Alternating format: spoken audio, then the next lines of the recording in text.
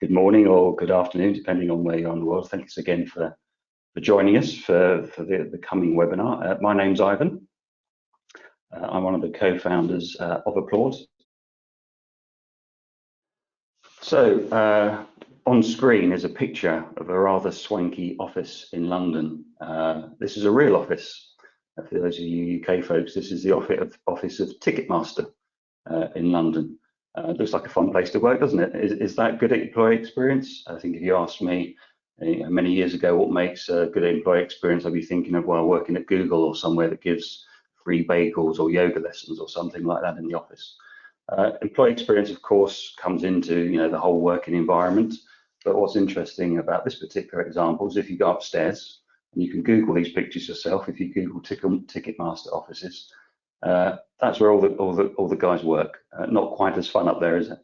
So yes, there's lots you can do around employee experience to make the whole entry to the office, fun, and you can offer free food and everything. But fundamentally, that can be a bit superficial. Employee experience is much deeper than that. It covers things like job satisfaction, career growth, your experience within the work environment. IBM a couple of years ago did a very interesting piece, and this is actually available for you to download. We'll share the link with this analysis that IBM produced, where they really tried to put some science behind employee experience and how to measure it, summing up what employee experience is with one sentence: a set of perceptions that employees have about their experiences at work in response to their interactions with the organization. Good summary, maybe a bit dry on its own. What they did next was very interesting. I felt this is the first time I've ever seen anyone do something like this, thinking about how you really measure employee experience. What are the inputs to make that better or worse around leadership, around your work-life balance, around the culture of the organization? What are the outcomes of good or bad employee experience in terms of performance and retention? And how do you measure it itself? They came up with these 5 sort of facets of how to measure employee experience. I'll read through them. Belonging, feeling part of a team, group or organization. Purpose, understanding why one's work matters. Achievement, a sense of accomplishment on the work that's done. Happiness, the pleasant feeling arising in and around work.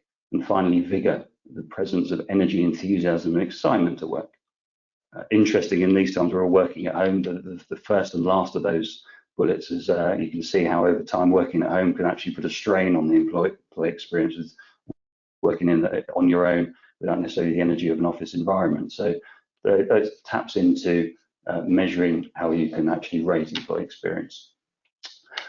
What they did is they put a survey, a comprehensive survey, to over 23,000 workers, employees of various organizations across 45 countries.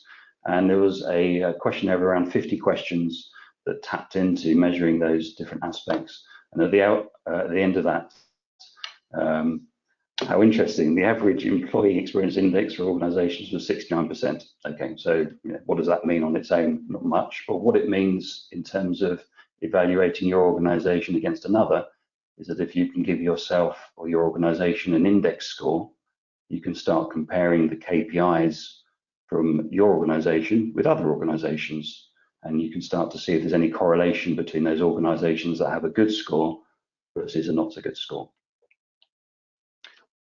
Unsurprisingly, work performance, there's a strong correlation there, where if you're an organization in the top quarter of the index scores, 96% of your workers are rated good or above in terms of the performance that they give to the organization. Obviously a good business outcome there. But this is more striking. Retention is a massive thing. Obviously the current climate is maybe not on everyone's mind, but when things get back to normal, and certainly over the past years, thinking about retaining your top performing people has been a big thing with a massive business case behind it.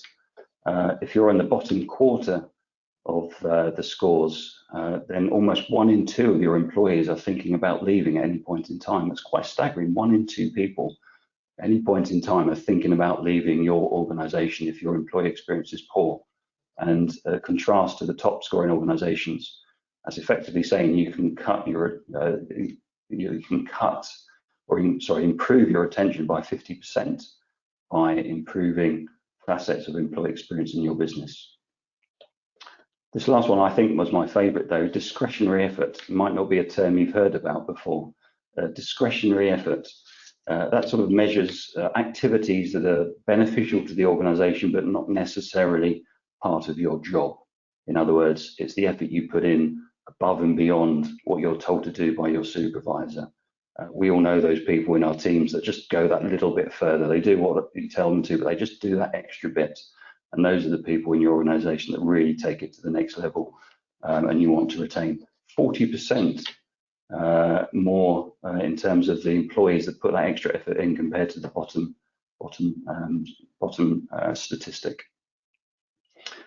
One of the challenges that we've seen over the years is when businesses trying to put a business case together to put funds into an employee experience project, whether that's on the soft side or on the digital side, and actually having this sort of measurement and this sort of scoring puts a very powerful business case behind trying to raise budget to improve these things.